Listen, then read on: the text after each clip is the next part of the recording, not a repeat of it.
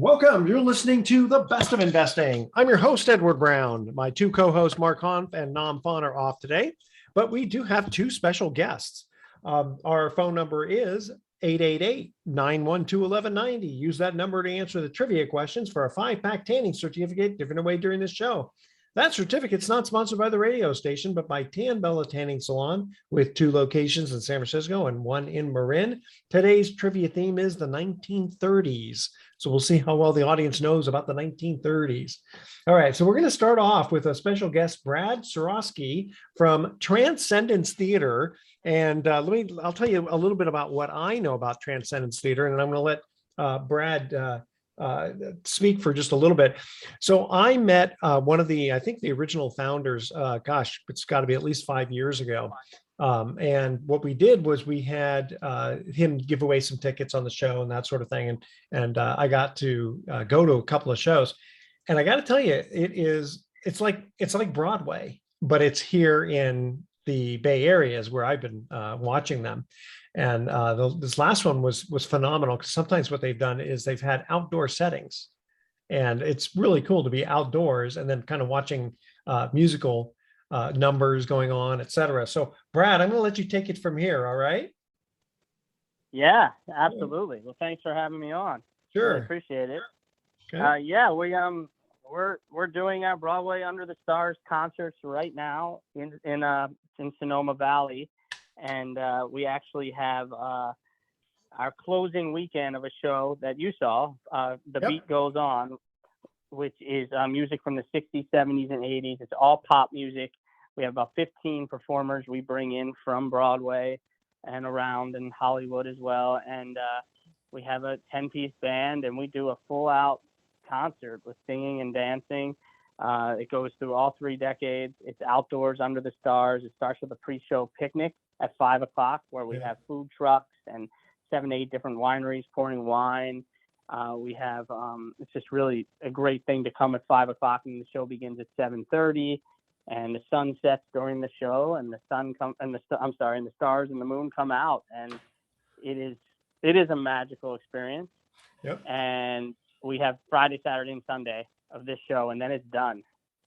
Yeah, and I got to say, the food trucks were awesome. Pouring the wine was great. I mean, it's like a party, and then you get to have the show. And my mother-in-law was a big-time ballerina in New York, and so her expectations are kind of high. And every time she's gone, she's really enjoyed it. And the performers, when they find out who she was and as a dancer, they always kind of swoon around her. So it was really kind of fun. But that was great. So again, why don't you give out your information if people want to come to see Transcendence Theater, and which shows are coming up? Yeah, absolutely. All you have to do is go to bestnightever.org. That's bestnightever.org. And you can also just Google Broadway Under the Stars in Wine Country. And our next shows coming up are going to be at Beltane Ranch, which is a beautiful ranch in Sonoma. And the show we're doing next is opening July 28th, and that's The Full Monty. And it's a fun Broadway hit musical comedy.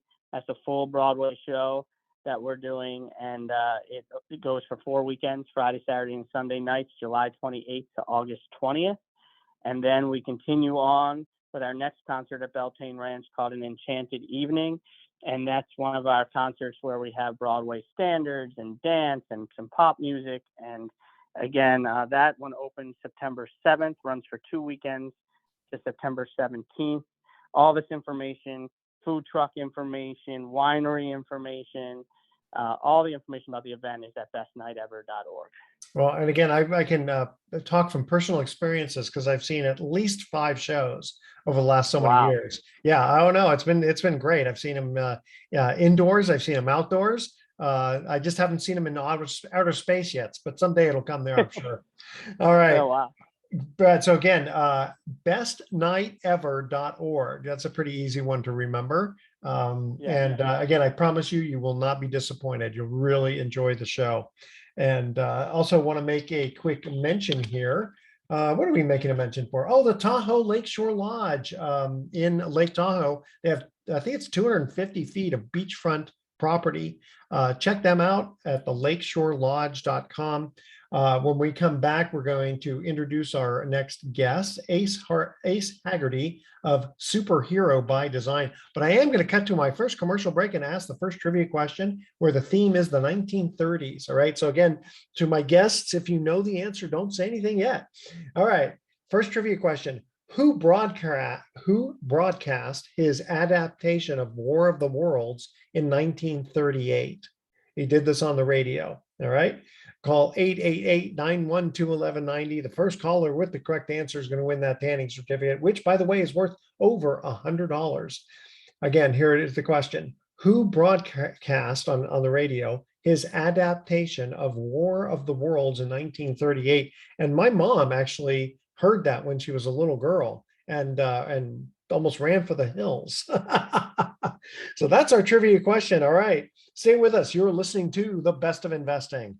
Don't touch that dial. We're going to be right back. Welcome back to The Best of Investing. I'm Edward Brown, your host. And our first trivia question was, who broadcast his adaptation of War of the Worlds in 1938 on the radio? And it scared the bejesus out of everybody because they really thought we were being invaded. Anyway, okay, now you guys can guess. Who was that? Okay, Ace doesn't know. Brad, you're still on. Do you know the answer? Was it like Orson? Yes, Orson Welles. Orson Very Welles. good. Nice. Orson Welles. Okay, so now we're going to introduce Ace Haggerty of Superhero by Design. I like that. Now your real name is Matthew, right? But we go by Ace. So yes, sir. That is correct. Okay, so tell us a little bit about yourself and how you became involved in real estate investing. Yeah, no, I really appreciate it. And I love that your show is from the Bay Area. I was born in San Francisco, raised in Fremont myself. So I am a Bay Area native. However, I live in Nashville, Tennessee right now. But I love the Bay Area, loved growing up there. And actually, that's how I started in real estate, was house flipping about 10 years ago in the East Bay. That was actually a very good time, about 10 years ago, to start house flipping in the Bay Area. Oh, it was a fantastic time. Yeah, we did a short sale. That's how I got in. Partnered up with a broker, and he specialized in short sales. And I was in construction, structural engineer by trade, but I was a contractor as well. And so I was able to, we teamed up. He would find the deals, I would flip them, he would sell them. And it worked out really well. And that's kind of the blueprint that I've used for the majority of my career. I like staying in my lane. And I like being in construction, and I've dabbled in buying or selling, being on the front end or back end of deals, and found that I'm not very good at it. So I might as well just stick with what I like doing, what I'm good at. Okay, so for most of our audience is fairly sophisticated, but just for those who may not be familiar with short sales, why don't you give a little explanation and how you actually had worked out your transactions? Yeah, so short sale, essentially, when people are in pre-foreclosure, a short sale is an option that they could do so that they don't totally go into full foreclosure. It's not great for their credit, but it's definitely a good alternative. They're able to sell their property, pay their debt. And essentially, when you pick up a short sale, it's you'd have to definitely get with somebody who knows what they're doing. I don't know the specific ins and outs, but the guy that I partnered with knew them very well. And all I remember from those transactions, honestly, was once we bought the property, I had 90 days before we could list it. So there is a buffer period. You can't just get the property, flip it within a couple of weeks if it's a short flip, and get it off the books. You're going to have to hold on to it for 3 months. Basically, the short sale is where the lender is willing to relinquish their lien for less than what they're owed. Correct. Right? Okay. Exactly. Yeah. Back 10 years ago, there were a lot of people that were upside down. This was the tail end of the Great Recession, but there were still people that were kind of in limbo with being foreclosed on. And so this was a good alternative. The bank got their books clean. Investors liked it because they got the house at a discount. The homeowners liked it because they didn't go into full foreclosure and have their credit ruined for the next 8 to 10 years. Yeah, because if they're going to be upside down, they're going to lose the property anyway. So rather than have a foreclosure on their book, on their credit, like you said, in some cases they call it cash for keys. Sometimes if you can work that out with the occupant of the house, sometimes you have to pay them a little bit of money, otherwise they squat. Oh yeah, yeah. I've run into that before. Cash for keys is a great way to incentivize somebody. And my first deal, that's kind of what we did too. We got the house for a certain amount, but we also gave the homeowner, I think it was either $8,000 or $10,000 to Yeah, kind of about just right. walk away. So Yeah. yeah, that was kind of the lay of the land, how I got my feet wet in real estate. And honestly, I never looked back after that. We Yeah. made on that first deal, we made 90 grand Not net, bad. split between two of us in 3 months of work. It was an easy Not flip. bad. And Yeah. yeah, yeah. Yeah, So because it's funny if sometimes I bet you really have to work with the owner where you have to explain to them, look, I'm offering you 5 or 10 grand or whatever it is, versus if you do nothing, not only going to have this bad on your credit, but you're going to lose the house. And I mean, your only hope is if it gets bid up yeah, at that foreclosure, which nowadays is almost impossible because of the new rule that they made. I say new, but I think it was January 2021, if I'm not mistaken, or maybe it's 2022, where you're if you who not it's not really a right of redemption, but there I can't remember, it's AB 2031, whatever the figure, I can't remember the figure, but yeah, effectively it's going to stop the overbidding, which is silly because it's kind right. of it's bad. The government's trying to help people, but they're doing worse for the homeowner. Oh, I Yeah, agree. I kind of agree. It's, crazy. well, I don't want to get into government policies, but yeah, that's, Yeah, it's probably not a good idea. it's another, yeah, another scenario where their intention was good, but played out in real life, it doesn't always end up that way. That's a So, very wise way of putting it. So we're going to go to a break here in another minute or so, but what kind of real estate investing do you practice? well, right now in Nashville, I'm a developer. I built Oh, spec homes, so I got into the development world, which anybody that has heard of Nashville knows it's a great market, and even yeah. today, it's an absolute great market. So, I love doing development, which I am in currently in, but I also am involved in short-term rentals quite a bit as well. So, Okay. I know that's been a pretty hot topic as well, with interest rates going up and investors getting a little bit scared and things like that. So Yeah. we can hop into that too if you want. Is now and Nashville is still a pretty hot market, isn't it?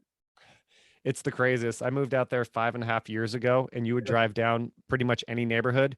You'd see a house either getting torn down or rehabbed almost on every single block. And it has Wow. not stopped in the 5.5 years that I've lived there. And even through all this craziness right now, it is continuing. I'm a Yeah. structural engineer by trade. I Okay. work with a lot of big builders. I'm a builder myself, and everyone just keeps on going. Yeah, I visited. We decided one time to spend 4th of July there, and it was great. It was a very nice town. I liked it a lot. Okay, we're going to go to our second trivia question. Again, we're talking the 1930s.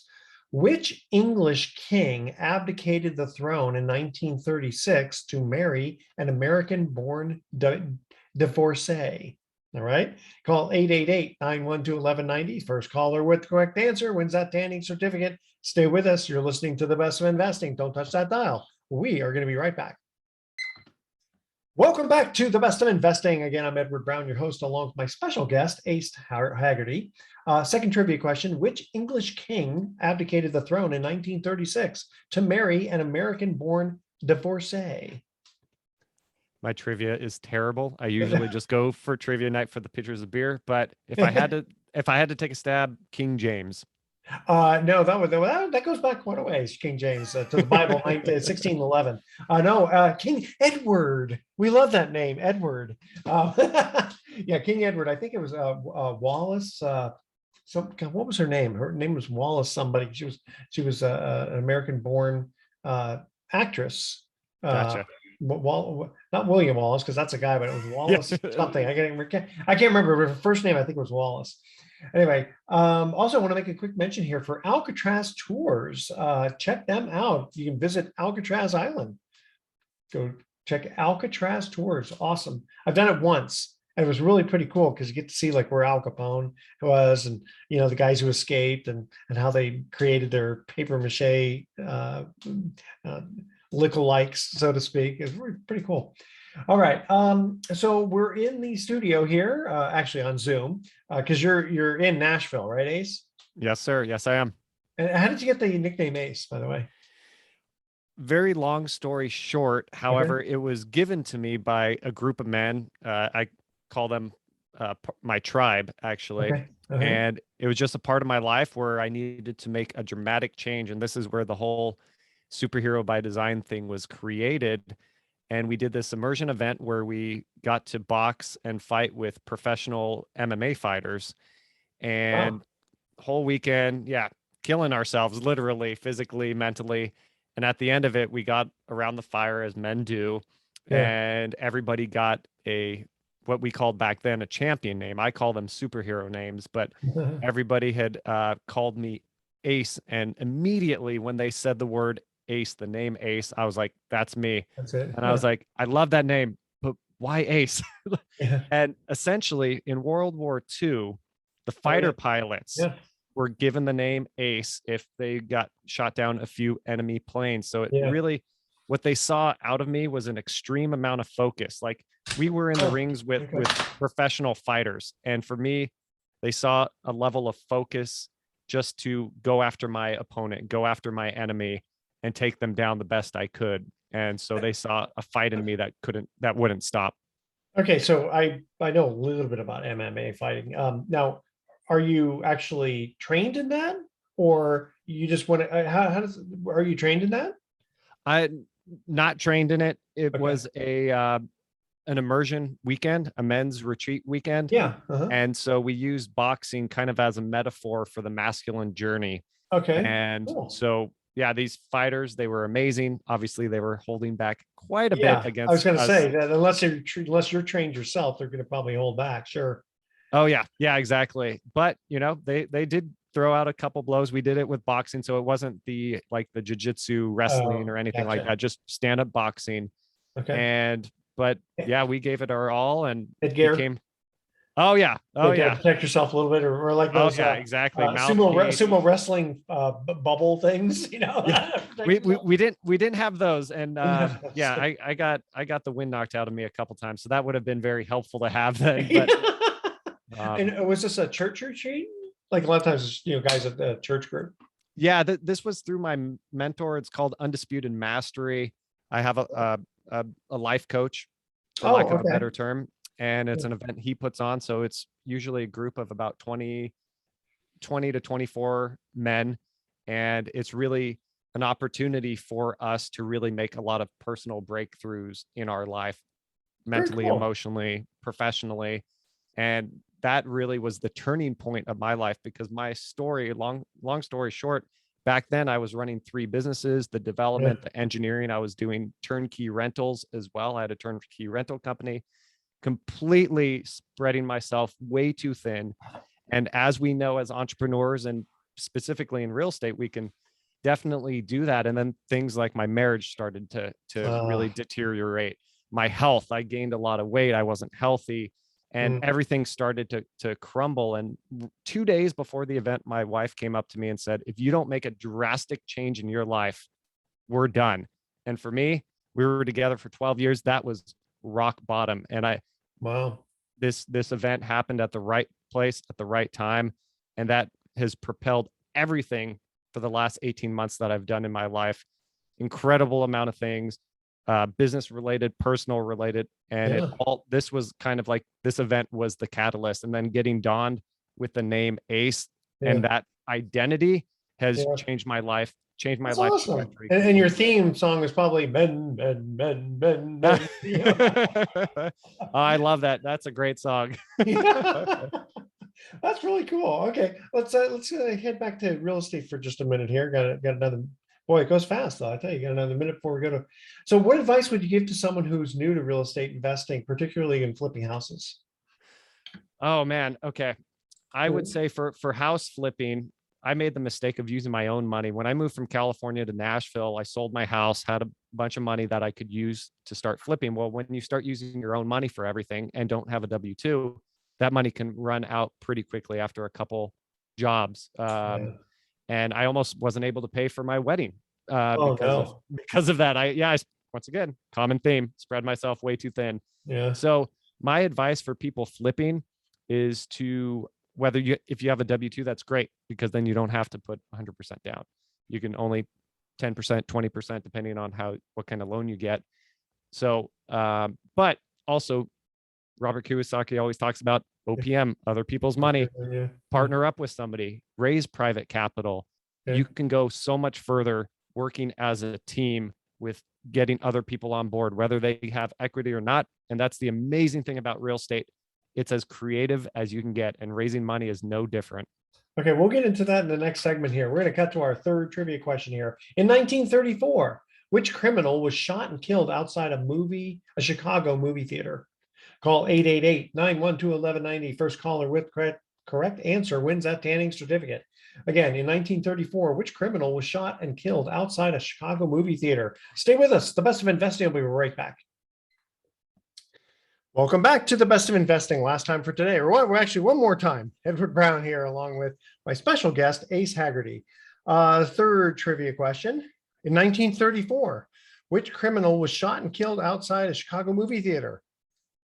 I actually probably know this. There is a band named after him that I used to listen to when I was a kid, and I believe it is John Dillinger. Dillinger, that is correct. And what did he say when they said, "Why do you rob banks?" Oh, I couldn't tell you that. Because that's where the money is. That's right. Yeah.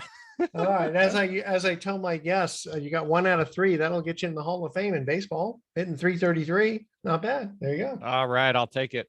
All right. So now let's talk a little bit about, you said OPM, other people's money. How did you raise other people's money, money from other people?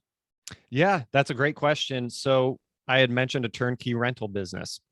When I was in Nashville, I partnered up with somebody. Once again, he was really good at finding deals, and he was really good at raising money as well.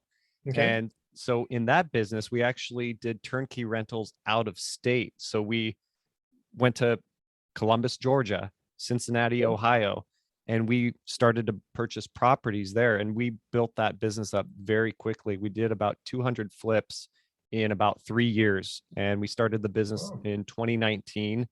I'm been since bought out of the business. However, how we raised money is he was from the oil industry. He used to raise money as an oil guy, so he had contacts mainly in Texas.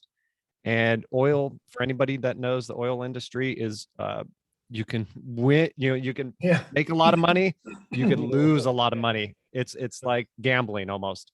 And so just approaching those people and saying, hey, we've got turnkey rentals, we're raising money. So what we did, and this was the great thing, no money down. We raised the entire purchase price, the entire rehab, 100%, and the interest that we were going to pay them over a 3 to 6 month period.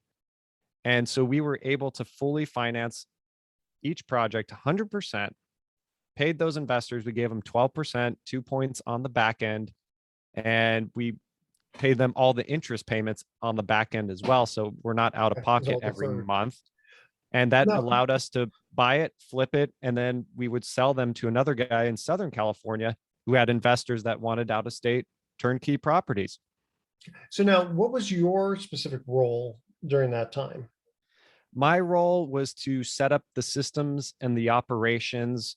And essentially, I had to take what I learned in rehabbing and make it scalable. So we're talking pretty much just having a package. What type of flooring are we using? What type of cabinets? What type of countertops? What type of appliances? Making the connections with the vendors, and then getting a project manager out there full time to run all the subcontractors and keep everything together, because obviously it was out of Cincinnati and Georgia, you're not going to have the same guy flying back and forth. You're going to have boots on the ground. So the other guy, your partner, had the connections where, so he found the property and he also raised the money. Correct. So you were doing the boots on the ground type of thing. And how did you? Okay, so your clients got 12%, 2% bonus, everything paid at the end. Correct. So there was no real profit split. There was just they just got all their money plus the 12%.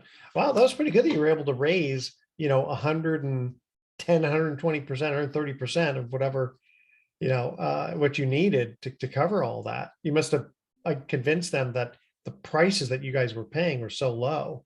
Exactly. And Yeah. that's where it's so important to evaluate your market. There's certain criteria that we had when we would go into a market, and we made sure that we can get in, buy these houses, have a rehab budget, have everything built in. And, sometimes the rehab would go longer, as we know, nothing goes perfect, but we had a good relationship with our investors. And so if we needed to do a 3-month extension, 6-month extension, we'd give them a couple extra points, something like Sure. that. And so Would their names go on the deed of trust or for the deed? I How believe, was it registered?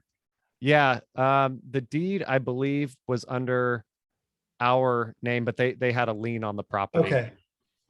And we Good. signed a whole bunch of personal guarantees as well. So that helped them sleep better at night as well. Sure. Not Yeah. me, but No, it's, and a lot of it's just icing on the cake. It's more of a psychological thing, because in reality, depending upon which state you're in, whether you do judicial or non-judicial, they're probably just going to let you walk and take the property. They're rather than go after you personally for it. They could, Exactly. but it's just, it's more, like I said, it's just more of a psychological thing, but it's good that you guys are willing to do that.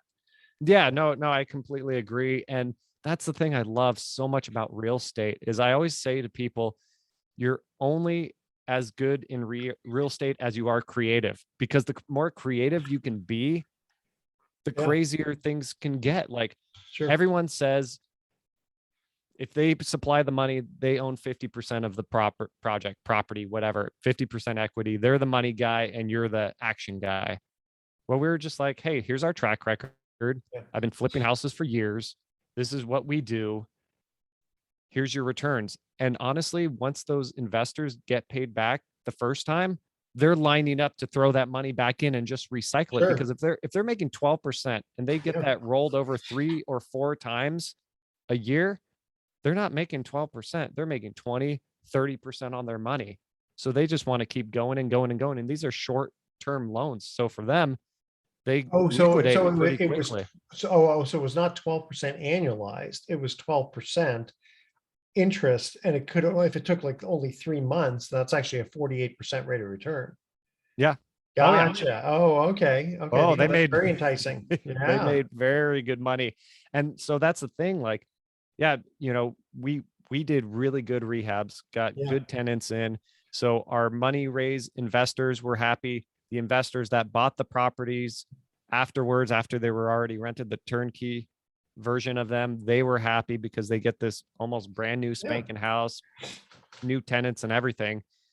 So it worked out really well. And shoot, we even continued to grow the business through COVID, and we know how crazy things got during COVID, and we just kept pushing and expanding.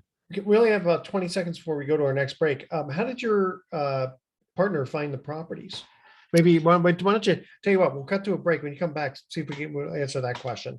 All right, no trivia question right now, but stay with us. The Best of Investing will be back with some closing comments. Don't touch that dial. Welcome back to the Best of Investing. Last time for today, I'm Edward Brown, your host, along with Ace Haggerty. Okay, so Ace, you were about to say how your partner was able to find properties. Yeah, so it started out with a realtor. We had a local realtor that we would use, and she would find the deals. But then we'd also meet wholesalers. So we'd start getting deals through wholesalers. And the thing about marketing, it's not, everyone says it's who you know, it's who you know. It's not who you know, it's who knows you. And once we started gobbling up lots of properties, buying little package here, 4 or 5 properties, things like that. They'll find you. Oh, they will find you. And just doing a little bit of advertising around town, it did a whole heck of a lot, because it wasn't a big community. It was maybe a population of 110, 120,000. So small little community, nothing really around it. So you get your foot in the door, you do good work, you show people you are going to do what you say you're going to do, be a person of your word. And that goes a long way, because people would come to us, hey, I've got this package. Hey, I've got that. They knew we could raise money. They knew we could rehab and get it done. And once you start building up that momentum, and especially in a market like that, and get your name out there, then people are going to start finding you. And then we just find deals all over the place. Just like it was just crazy. It's like the floodgates opened for us. But it's because we did what we said we were going to do. We forged relationships with people and really respected what they did. They respected what we did, and just doing things the right way. John Maxwell is one of my favorite guys to follow, big on leadership. He always says, there's no such thing as business ethics. It's just ethics. Ethics. Yeah, exactly. And the thing is, it's like, if you're not you don't sound like the type of guy, you look at a deal and you start doing it and you go, this isn't working. I got no money in the deal. I'm out of it. Okay, Mr. Client investor, all yours, take it over. And it's like, wait a minute, I'm into this thing for over 100 cents on the dollar. So how do people get a hold of you if they have questions that they want to ask you? Yeah, they can go on my website. It's superherobydesign.com. If you go on that website, right there on the main page, you can get a free ebook. I actually wrote a book on how I completely transformed my life. It has my story, but it also has the tips, the tools, the tricks that I did to completely change my life. So they can go to the website or they can email me directly, ace@superherodesign.com. And then I also have a podcast, Superhero by Design, where I interview real life superheroes, people that are doing amazing things, mission driven, and are changing the world. What kind of interviews? What kind of people changing the world? It's just people that I've met who the focus of it is to show people that they can really do whatever they want to do in life. You got to work hard. You got to hone your skills, superpowers, I call them. But I love introducing people. I feel like media, all of that, it's always doom and gloom, this and that. Yeah. I want to highlight people that are really doing great work. They don't have to be doing these crazy things all over the world. They can just be doing things in their local community. Yeah. Well, that's where it starts. When they say, like for the newspapers, if it bleeds, it leads, Oh yeah. And my saying, I guess is a good way of putting it, is honor is given, but respect is earned. I love that. Yep. Exactly. I made that one up. Okay. Because you think about it, you may not respect someone, but you may honor the position that they're in, be a boss or, the mayor of a town or whatever it is. All right. We're going to cut out here for our thoughts for the day. But again, I want to thank Ace Haggerty from Superhero by Design for joining us for a great interview. Always kind of fun. And here's our thoughts for the day. So where do you find a cow with no legs? Right where you left it. You ain't moving too far. Okay. And why aren't koalas actual bears? Because they don't meet the qualifications. Love it. I love dad that? jokes. Yeah, dad jokes. Exactly. You gotta love those dad jokes. Okay. All right, audience, tune in next week to The Best of Investing. We're going to be giving away more free prizes for answering trivia questions. Thanks for listening. On behalf of our team, I'm Edward Brown, wishing you the best of investing. So long.